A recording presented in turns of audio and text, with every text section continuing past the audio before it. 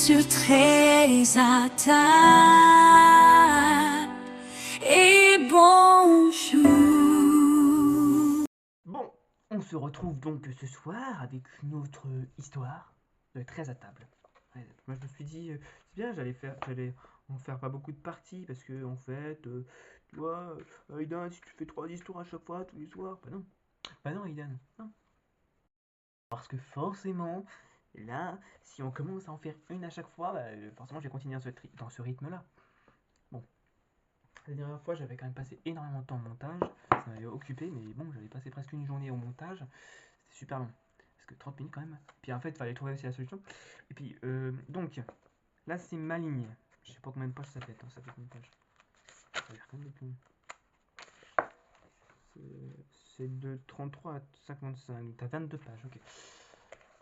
Donc je vais essayer de vous le faire vite. Parce que la dernière fois j'avais quand même mis 30 minutes. 35 minutes. 35 minutes. Mais vous l'avez vu en 20 minutes. Bon. J'espère qu'elle est pas mal l'histoire, 20 lignes. Ok. Je voulais aussi vous dire que j'ai commencé enfin l'épisode 2 de Super Héros. Le scénario est écrit, il y a juste à le doubler et à le mettre en animation. Parce que ce sera de l'animation. Eh oui, ça sera fait avec mes mains. Vous êtes content? J'ai la première scène tournée, si vous voulez. Je vous la mets en bande-annonce. Ce sera pas. Non, non, non, je la fais pas. N'hésitez pas à me dire en commentaire, s'il vous plaît, si je dois faire des bêtisiers. Parce que franchement, mes remarques, des fois, elles sont drôles. Ça pourrait faire un bêtisier, voilà. Donc je me disais, voilà, si ça pourrait être bien. En plus, hein, ça peut m'aider parce que ça pourrait m'aider. Je sais pas si j'ai encore la vidéo. On va voir. Allez. Maligne de Maxime Chatin. Sam Gurger se referma son carnet Moleskine et fit claquer l'élastique sur la couverture en cuir souple. Il n'avait jamais grand-chose à noter concernant Monica. Il ne comprenait pas pourquoi elle s'entêtait à venir le consulter. Au bout aussi, il s'en doutait bien, mais faisait preuve d'une lâcheté à la limite de la fausse professionnelle grave. En tant que psychothérapeute, il était de son devoir de lui faire comprendre qu'elle n'avait plus rien à faire ici, qu'elle n'achetait qu'une heure d'attention à ses problèmes cosmétiques d'intendance. Il n'y avait plus rien dans ce qu'elle venait exposer qui nécessitait un psy. Monica avait besoin d'une bonne copine pour l'écouter et ne pas l'interrompre. Voilà tout. Et Sam était celle-là, payée pour approuver et la boucler. Gurger secoua la tête. C'était une consultation reposante pour lui. Du fric facile, c'était moche de sa part. Et en même temps, personne n'était dupe, pas même Monica. Il consulta son agenda et se souvint que c'était l'heure de son nouveau patient, Patrick Horst. L'homme avait été un peu étrange au téléphone. Il avait lourdement insisté pour avoir un rendez-vous rapidement. C'est une question de survie, avait-il dit. Kruger n'avait pas pour habitude de traiter ce genre d'urgence psychiatrique. Mais devant l'insistant catastrophé, il lui avait offert la place libérée 2 heures plus tôt par une annulation. Après tout, si cela ne relevait pas de ses compétences, il pourrait renvoyer M. Orr vers un de ses confrères en psychiatrie. Mais par expérience, il savait aussi que la plupart de ses nouveaux patients se voyaient bien plus malades qu'ils ne l'étaient en vérité. Il imagine toujours le pire, a fortiori, lorsque cela le concerne. Kruger se leva et sortit de son bureau pour aller chercher Patrick Horst dans sa petite salle d'attente. En ouvrant la porte, Kruger eut un mouvement de recul qu'il s'efforça de maîtriser pour ne rien laisser paraître à sa surprise. Patrick Horst se tenait debout, face à la porte, le front en sueur.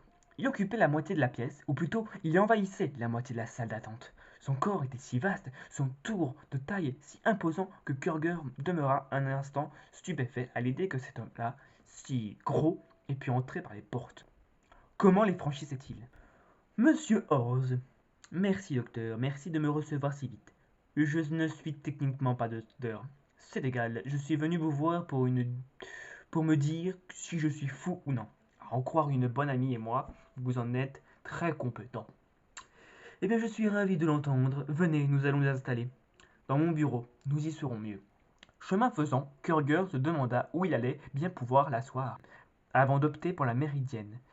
Jamais il ne tiendrait dans le fauteuil Voltaire. Le psychothérapeute se glissa dans son bureau tamisé, le soleil entrait de biais, la lumière hachée par les stores vénitiens en bois qui recouvraient chaque fenêtre. Il observa Horst s'extraire du couloir pour s'enfoncer dans la pièce.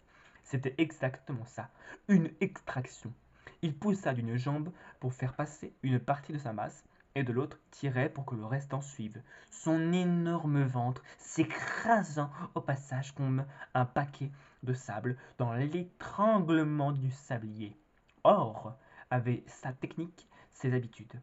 Installez-vous ici, fit Kruger en prenant lui-même place sur son siège en velours, et expliquez-moi ce qui vous fait penser que vous pourriez être fou. Alors il y a deux solutions à mon problème, monsieur Kruger. Cela vous convient si je vous appelle monsieur Kruger? D'un geste de la main, Sam Kruger l'invita à poursuivre. Horst s'affaissa sur la méridienne qui couina de tous ses ressorts, un grincement inhabituel, presque un râle. Soit je suis fou, soit le regard de Horst retomba embarrassé et se perdit dans l'épaisseur de la moquette. Soit, insista Kruger, soit je suis possédé. Cette fois, le psychothérapeute haussa les sourcils et posa son coude sur le rebord du siège, venant appuyer le flanc de son visage entre son pouce et son index. Pourriez-vous me préciser ce que vous entendez par posséder? Je crois que je suis hanté par ma nourriture, docteur. Kruger tiqua. Il ne releva pas le docteur, il s'en fichait, l'erreur était usuelle. Mais le cas de possession par ses propres aliments, pour le coup, c'était du jamais vu. Qu'est-ce que vous entendez par hanter? Précisa Kruger, qui voulait comprendre ce dont il parlait exactement. Eh bien, hanté comme une vieille maison par les fantômes de son passé? Hanté comme dans un mauvais film d'horreur? Vous voulez dire de manière surnaturelle? Kruger avait surarticulé le mot pour bien insister sur ce qu'il impliquait. Horst plissa les lèvres, presque honteux, avant d'acquiescer timidement. Un filet brillant exudait de son front. Kruger sombra un peu plus dans son siège, la bouche écrasée derrière son poing. Il hésitait à approfondir ou à expédier de suite ce phénomène vers des services plus adaptés et médicalisés. Je lui dois 1 heure, c'est le pacte qui nous lie depuis qu'il est entré. Mon rôle est de l'écouter et de l'aider à cerner le problème. Qu'est-ce qui vous fait penser à une possession? Horst ne cherchait pas à dissimuler son malaise. Le sujet l'indisposait lui-même, ce qui n'était habituellement pas le cas des patients bons pour la psychiatrie. Il prit son inspiration pour se donner du courage et entra dans le vif. Je n'ai jamais été un homme très pieux. Vous savez, les bondieuseries, c'est pas mon truc. Et j'ai jamais vraiment apprécié ni même cru toutes les choses paranormales, pas du tout en fait. Mais là, existe-t-il des faits que vous pourriez me rapporter qui expliquent ce changement de croyance? Horst fixa le psychothérapeute et hocha la tête. Sinon, je n'y croirais pas moi-même. D'un geste de la main, Kruger l'invita à poursuivre. Il y a 1 an et demi, je pesais 97 kilos de moins. Cette fois, la surprise fit lever un sourcil du psy, et il ne put le dissimuler. Horst s'empressa alors de fouiller l'intérieur de son immense veste et sortit son portefeuille pour en extraire une photo. Tenez, regardez, c'est moi là, il y a tout juste 18 mois. Kruger se pencha pour saisir le cliché. Il reconnaissait bien Horst, mais la métamorphose était spectaculaire. L'homme sur la méridienne avait endossé un costume beaucoup trop grand, un habit de graisse stupéfiant qui l'avait boursouflé quand on le comparait à celui qu'il avait été quelques mois auparavant. Si le poil avait rajeuni en lissant les rides de son visage, en revanche, il avait dévoré tout le charme qui se dégageait du bon gaillard, souriant et à l'œil vif de la photo. Au moins cet aspect-là de l'histoire était vrai. Patrick Horst avait grossi en peu de temps. Et grossi était peu dire, il avait enflé. Il s'était dilaté à l'extrême. Le Big Bang à l'échelle humaine.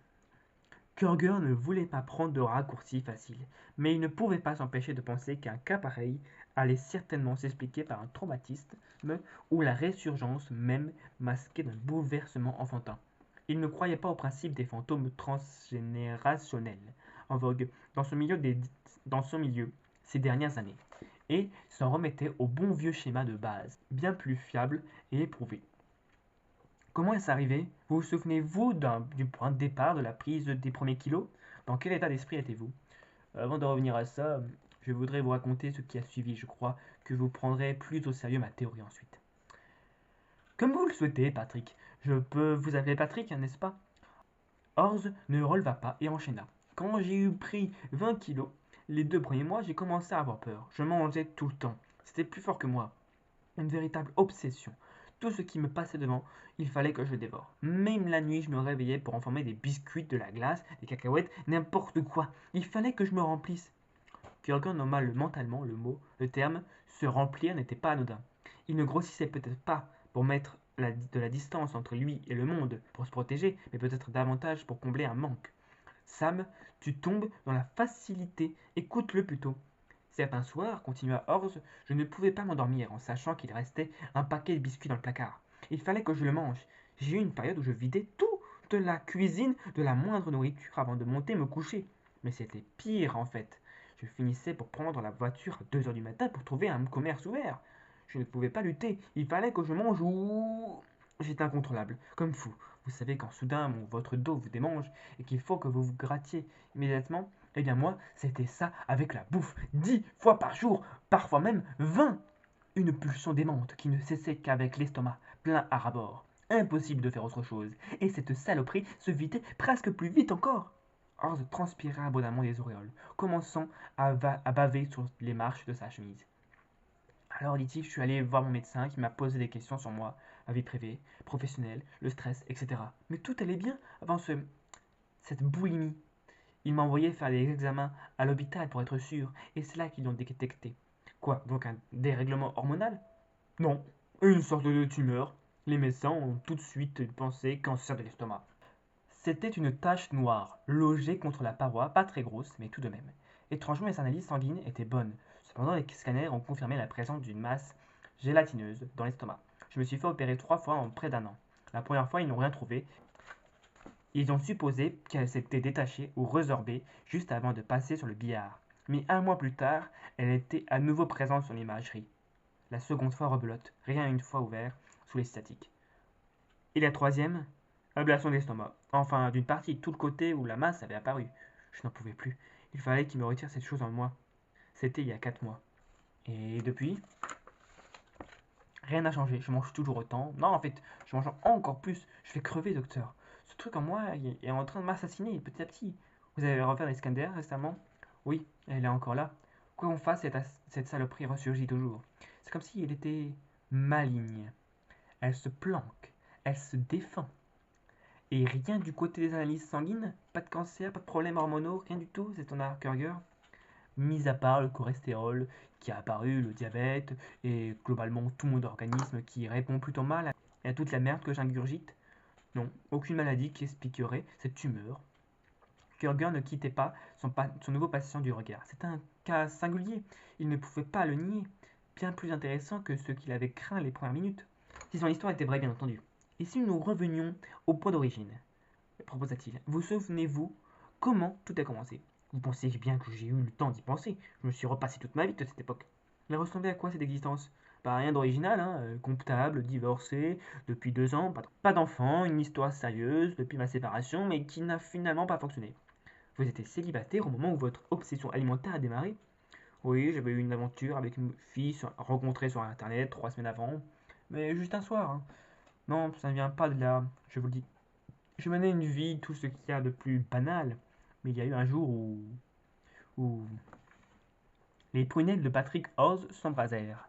Ce souvenir l'illumina de l'intérieur. Kürger se concentra sur les moindres signes de son patient. Un après-midi, poursuivit le comptable, je venais de faire le plein à une station d'essence, et j'ai vu ce paquet de bonbons sur le comptoir. Je n'avais pas faim, pas du tout, j'avais déjeuné copieusement 2 heures avant. Ce ne sont pas des bonbons que j'aime particulièrement, et pourtant j'ai eu envie de les acheter. Je ne sais pas pourquoi, les couleurs, tout cet étalage vif et appétissant, j'ai eu envie de m'enfourner un de ces machins. Je me souviens, comme si c'était hier, maître dit que c'était crétin. Je sortais de table, je n'avais pas le quart du début d'appétit, et pourtant, je n'ai pas su résister. J'ai acheté le paquet. Et une fois dans ma voiture, j'ai lutté pendant encore bien 5 minutes, en me disant que je pouvais le laisser là. Et il y serait quand... Et il y serait quand j'en aurais vraiment envie. Mais non, il a fallu que je l'ouvre, et que je mange cette friandise. Je ne sais pas pourquoi, je me suis fait plaisir. De la gourmandise, non? Vous étiez plutôt gourmand, avant que votre comportement alimentaire ne se dérègle. Oui, de temps en temps, mais je n'étais pas non plus irraisonnable. Vous l'avez bien vu sur la photo. J'avais des petits poignets d'amour, un peu de ventre, mais rien de bien honteux. Pour un homme qui approche la quarantaine. Mais ce jour-là, vous avez craqué. On peut dire ça, j'ignore pourquoi c'était stupide. Le visage de Horst se ferma brusquement. La sueur maculait une partie de son crâne et sa gorge palpitait. Kürger hésita à lui proposer un verre d'eau, mais il devinait un combat intérieur et n'en voulait pas briser l'élan d'une confession possible. Le gros bonhomme avala sa salive, comme si c'était douloureux. Il lâcha. C'est un de ces bonbons qui me hante depuis. Il est en moi. Il refuse de me quitter. Il me commande de manger encore et encore jusqu'à la mort. Vous pensez vraiment que cette friandise est toujours en vous? Ou est-ce une image que vous employez? Non, c'est elle, je n'ai aucun doute. Cette petite masse de gélatine rouge qui se dandinait quand je l'ai portée à ma bouche, elle me fait payer le prix de mon fils. Elle est là, cachée en moi, elle me hante. Vous voulez savoir le plus ironique là-dedans? Sa forme. Il ressemblait à un petit diabotin, je vous le jure. Un rire sec, presque hystérique, secoua Horst et tout son corps s'agita mollement sur la méridienne avant qu'il ne se calme. Vous croyez que je suis fou alors? Kürger s'appuya sur les deux accoudoirs de son siège et joignit ses doigts entre eux. Fou, non, mais il y a clairement quelque chose qui se joue chez vous, qui est du domaine du psychique. Un rictus tordit la bouche de Horst. Merci docteur, je le sais, que je ne suis pas la dingue, mais j'avais besoin de l'entendre. Cela dit, Patrick, il serait bien que nous nous revoyions rapidement pour essayer de tirer tout cela au clair. J'avais bien besoin d'entendre que je ne suis pas fou. Parce que j'ai un plan, vous savez. Un peu extrémiste, certes, mais c'est tout ce que j'ai. Si je n'agis pas, maintenant, il sera bientôt trop tard. Ce truc me tue. Ce qui reste dans mon estomac est dilaté. Tout mon corps craque. Je vais rompre, docteur. Je vais rompre comme un vulgaire ballon en plastique, trop gonflé, et dans lequel on souffle une dernière fois pour voir. Vous ne devriez pas prendre de mesures trop radicales, Patrick. Maintenant que vous avez décidé de démarrer une thérapie, je crois qu'il... Ce soir en rentrant, je m'enferme le temps qu'il faudra. Interrompit Horst, dans une pièce murée, sans nourriture, sans rien d'autre, qu'une réserve d'eau. Le concierge viendra m'ouvrir dans 5 jours. Je pense que 5 jours suffiront. Suffiront à quoi?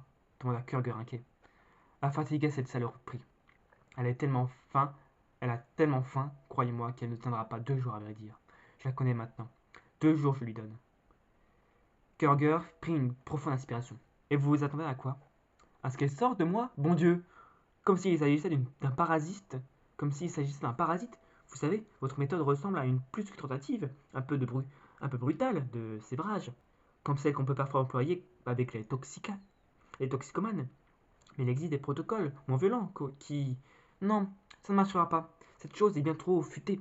Elle est rivée à moi, comme si sa vie en dépendait. Elle ne me quittera pas, elle ne me quittera que si je l'y oblige, si elle n'a pas d'autre choix. Et vous pensez qu'après 5 jours de diète totale, vous serez guéri? À vrai dire, je viens à détail. Je ne serai pas vraiment seul. Je prends un chat avec moi. Kürger pencha la tête pour fixer son patient par en dessous. Pourquoi faire? Je me suis dit que cette saloperie ne me quittera pas si elle n'a pas un hôte de rechange. Quand elle sera affamée, qu'elle piquera, qu'elle ne peut plus contrôler, qu'elle ira dans mon chat. Ça, quand vous dites elle, vous pourriez me définir plus précisément à quoi vous pensez? Eh bien, cette saloperie en moi, cette tumeur maligne. Vous en parlez comme s'il s'agissait de quelqu'un. Vous vous en rendez compte? Parce qu'elle pense, elle est fortiche. C'est pas un hasard si on dit qu'elle est maligne. Mais je devais être plus futé. Ah ça oui, je vais la battre à son propre jeu. Kürger se passa une main sur le front. La journée commençait à être longue. Patrick, vous avez songé à la situation? Vous et un chat enfermés pendant 5 jours. Si vous désirez vous infliger ce traitement, eh bien soit, personne ne pourra vous en empêcher. Mais pour l'animal, c'est de la cruauté. J'ai pris un gros mat tout bien gras, il le sentira passer. Certes, mais il s'en remettra. Enfin, faisons parler. Or, empoigna le rebord de la méridienne et au prix d'un effort titanesque, il se releva, absorbant tout l'espace entre le fauteuil et le psy. Ma décision est prise, docteur. Sinon, je vais crever. Merci de m'avoir reçu en urgence. Patrick Horst hanta les pensées de Kürger pendant 3 jours. Il regrettait son absence. Un cas vraiment à part. Les carences, les abus ou toute autre forme de trauma qui œuvrait dans le cerveau de Horst attiraient Kürger. Il avait envie de le revoir, identifier les causes et l'accompagner dans la compréhension. En bon professionnel, Kürger avait des années de pratique et il savait cloisonner au mieux ne pas vivre avec ses patients. Son éventail allait du vague à l'âme, au traumatisé, au bord de la rupture. Mais globalement, si chaque être humain était unique, il fallait bien l'avouer, tous tournaient autour des mêmes combinaisons. Or, lui était différent.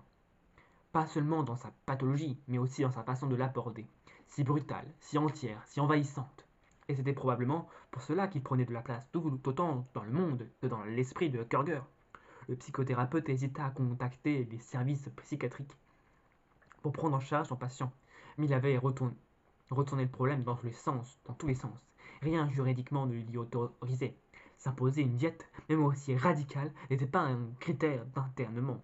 Il avait bien l'histoire du chat, mais là encore, le temps de faire jouer une association de protection des animaux, de mobiliser les forces nécessaires, de vaincre l'inertie du système administratif. Et une bonne semaine se serait écoulée. Autant dire qu'il serait trop tard. Était-il à ce point important d'agir, d'outrepasser son rôle, son autorité, et d'intervenir directement dans la vie d'un homme qu'il avait vu que quelques minutes? Pris par ses consultations, par sa vie, Sam Kürger laissa peu à peu tomber. Il avait presque oublié son drôle de patient lorsque le téléphone sonna le jeudi suivant, en fin de matinée. C'était la police. Dès que le nom de Patrick Horse fut prononcé, Kürger ferma les paupières et se laissa tomber dans son fauteuil. Les flics voulaient lui parler. Il était manifestement la dernière personne qu'il avait vue. Selon son agenda, où le rendez-vous était inscrit, en rouge et souligné, Kürger comprit immédiatement. Demanda où étaient les inspecteurs et nota l'adresse, avant de sauter dans un taxi. Patrick Horse vivait dans un immeuble ancien, aux murs de pierre épais ornés de gargouilles, inquiétants, aux portes grinçantes et aux hautes fenêtres en orguive. Des policiers en uniforme occupaient le palier du 5e étage et empêchaient les voisins curieux de s'approcher. Kürger déclina son identité et glissa dans le vestibule où flottait une odeur âcre, mélange de transpiration et renfermée, et d'une fragrance plus métallique, presque écœurante. Un cadra, les cheveux en pagaille, jeans et veste en cuir usé, s'approcha pour saluer Kürger. Je suis l'inspecteur Dean.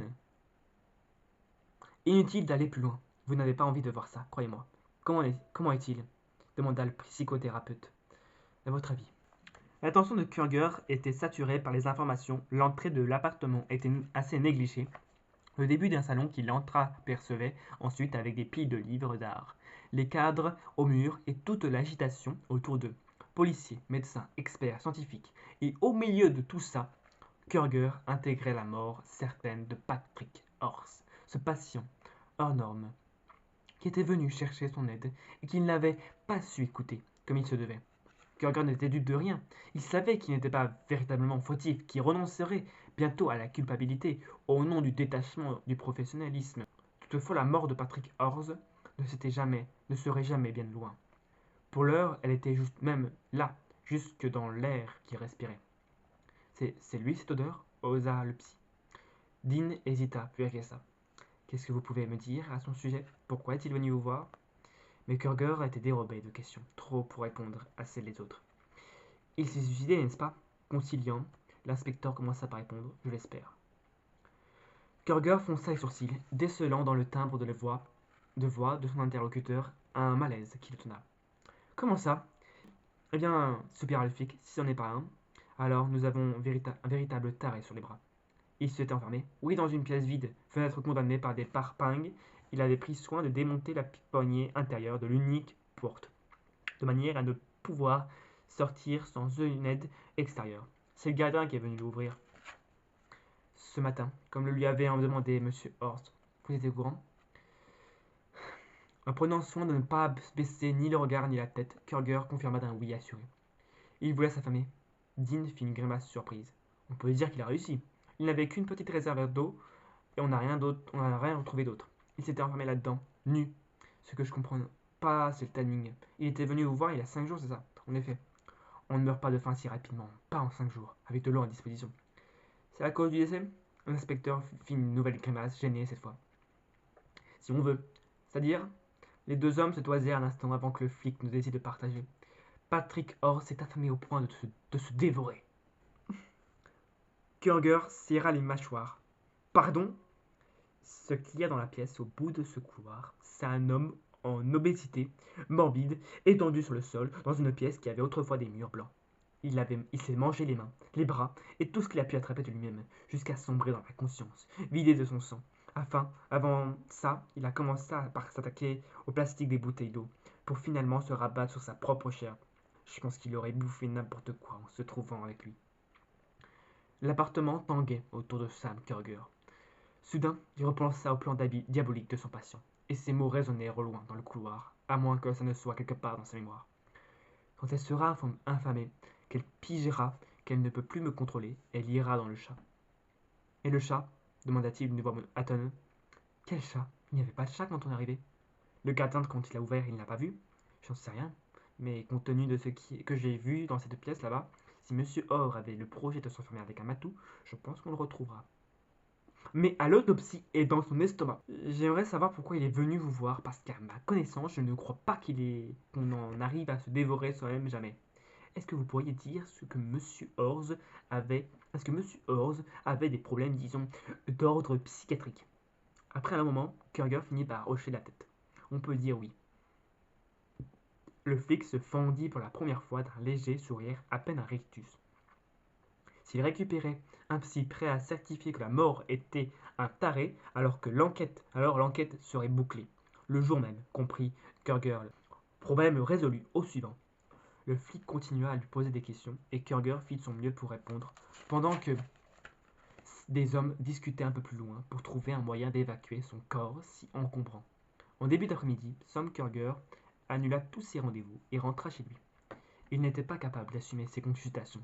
Dans un état pareil, il avait besoin de repos, de réfléchir, de recul pour se dédouaner, pour intégrer qu'il n'y était pour rien, qu'il n'aurait rien pu faire pour empêcher le drame. Ce n'était pas gagné d'avance. Patrick Orz était responsable de sa propre mort en livrant un combat avec ses démons, ceux-là même qui avaient pris la forme d'une obsession auto-destructrice. Avait-il véritablement développé un cancer de l'estomac? Peut-être. Mais c'était avant tout un mal psychologique qu'il avait rongé en même temps. N'était-ce pas la même chose? Kurger opina et parla tout haut pour lui-même. Tandis qu'il sortait de son ascenseur, n'est-ce pas une tumeur, de la merde mal digérée par notre organisme, à commencer par notre tête et qui nous dévore petit à petit? Kurger le croyait, lui. Nos cancers ne sont que le résultat concret des maux de nos âmes. Ce qu'on refoule, ce qu'on nie, tout s'entasse, détourner les yeux de ce qui nous dérange, ne le fait pas disparaître pour autant. Au contraire, il ne le fait que pourrir davantage dans son coin. Et un jour, il se répand, déborde et nous retombe dessus. Kurger poussa la porte de son appartement en même temps qu'un profond soupir. Et lui-même, quel monceau de pourriture entassait-il depuis des années? Il secoua la tête. Il avait besoin de solitude, d'un bon disque de jazz, d'un thé glacé, et peut-être d'un de ces paquets de biscuits qu'il affectionnait tant. Besoin de réconfort. Et il entra en jetant son manteau sur le rebord d'une chaise, sans remarquer la petite silhouette qui venait de se faufiler en silence entre ses jambes.